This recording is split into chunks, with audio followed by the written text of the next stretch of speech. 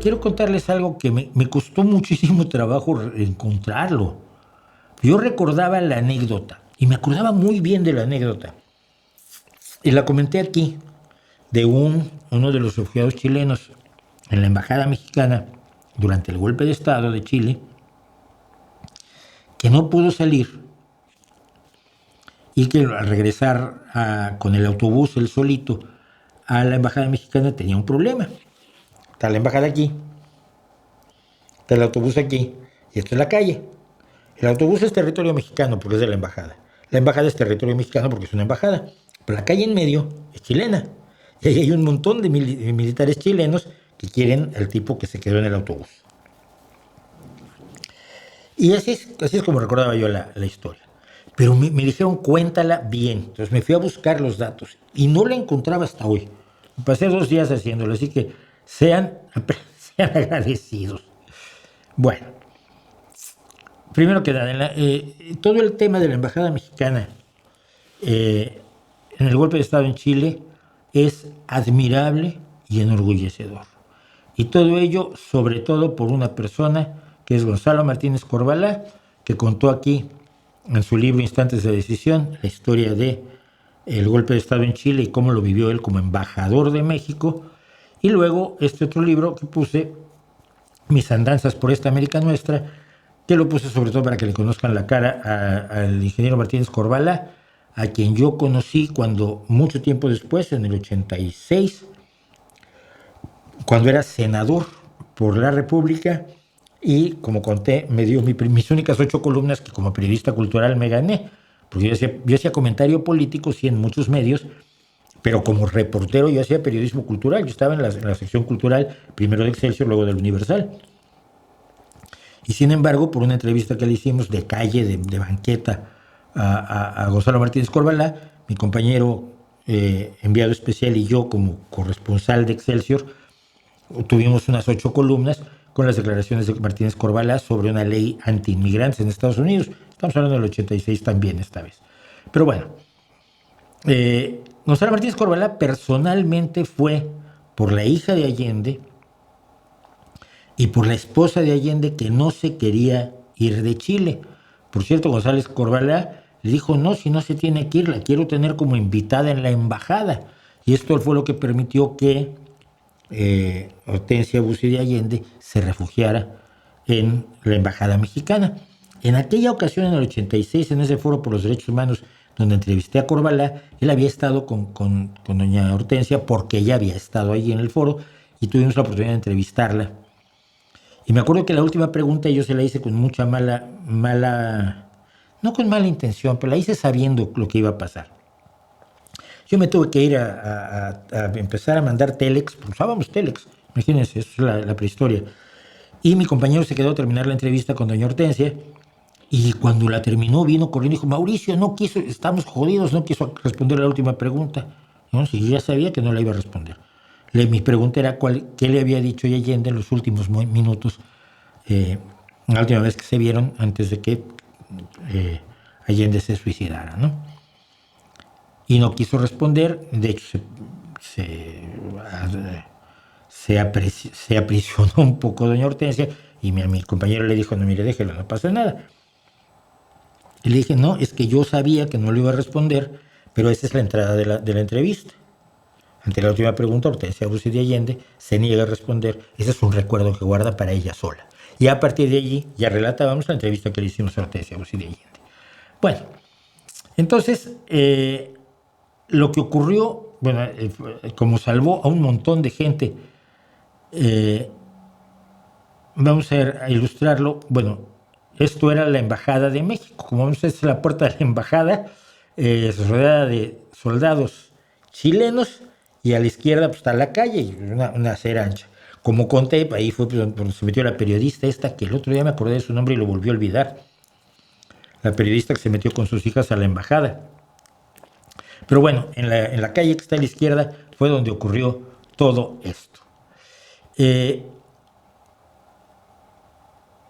15 de septiembre llegó un DC-9 de Aeroméxico con alimentos, medicamentos y dinero para la embajada, y el embajador Martínez Corvalá consiguió los salvoconductos para llevarse a toda la gente, entre otros a Hortensia Bussi y las hijas Carmen Paz e Isabel Allende, los nietos Gonzalo, Marcia, Carmencita, Salvador y finalmente por la delegación mexicana. Todos esos los metieron en un autobús y los llevaron al avión DC-9 de la Fuerza Aérea Mexicana, que los iba a sacar de Chile con los salvoconductos que había conseguido Martínez Corvalá.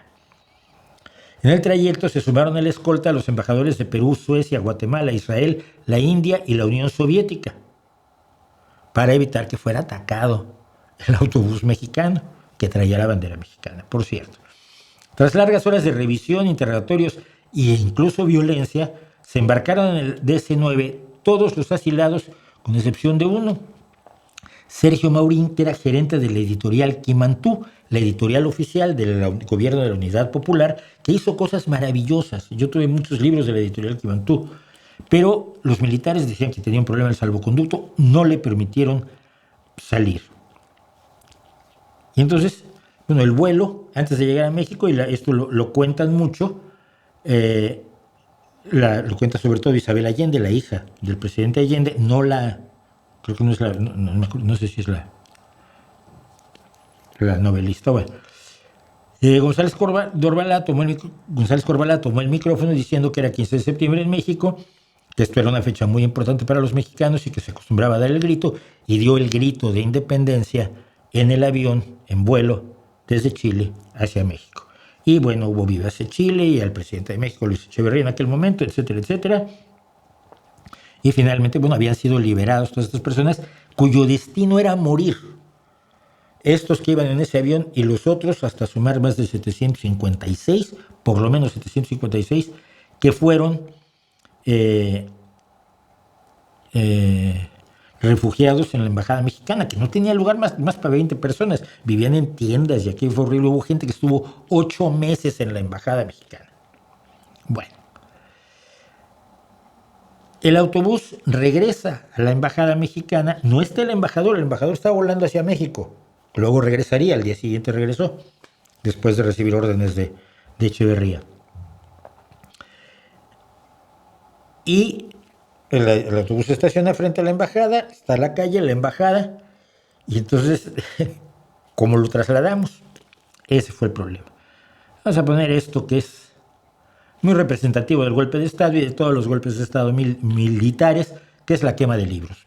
Quema de libros como los de la editorial Quimantú, que dirigía Sergio Maurín, que probablemente era de izquierda radicalísima, pero que su único delito era hacer libros. No había disparado contra nadie. Entonces, el capitán Mario Carrillo Olea, que era el agregado militar, no teníamos un general de embajador de agregado militar, teníamos un capitán, que venía con el autobús de regreso. Una idea, se bajó, cruzó, los militares chilenos lo tienen que dejar pasar, personal diplomático, entra a la embajada, sale con un bulto, se mete al autobús, y los militares diciendo a qué hora nos entregan a que nosotros queremos llevar y torturarlo un poco, ¿no? Para luego matarlo. Y envolvió a Sergio Maurín con la bandera mexicana. Dicen que era como un tamal envuelto en la bandera. Se puso en la puerta del autobús y les dijo a los militares chilenos que si uno de ellos se atrevía a tocar la bandera, iba a ocurrir algo gravísimo, que la bandera protegía a quienes lo que tocara, los protegía diplomáticamente. Y aprovechó la confusión que se generó entre los militares chilenos para agarrar a Maurín y meterlo en la embajada mexicana. Algunos cuentan, no me consta, que lo metió en brazos. Sergio Maurín después saldría de la embajada de México en Chile, iría a México y terminaría sus días allí muchos años después, porque murió en 85 Sergio Maurín. Volvemos al nadie tiene por qué morir. No es justo que maten a alguien por hablar, por pensar, por editar libros, por tener ideas que te desagradan enormemente. Y este caso es uno de ellos. Pero que aquellas historias, ¿cómo se llamaba la periodista? Es que tengo su nombre, la conocí, tuve relaciones con ella periodista y yo era periodista. Pero en aquellos momentos uno estuvo enormemente orgulloso del país y enormemente orgulloso de quien representaba al país. A Martínez Corvalá lo admiré hasta el último día de su vida, lo admiro todavía.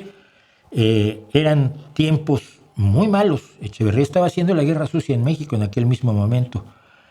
Nada era tan bueno como uno quisiera, pero había cosas enormemente buenas y esa fue una de ellas. Todas las personas que fueron salvadas por la decencia de Martínez Corvalá.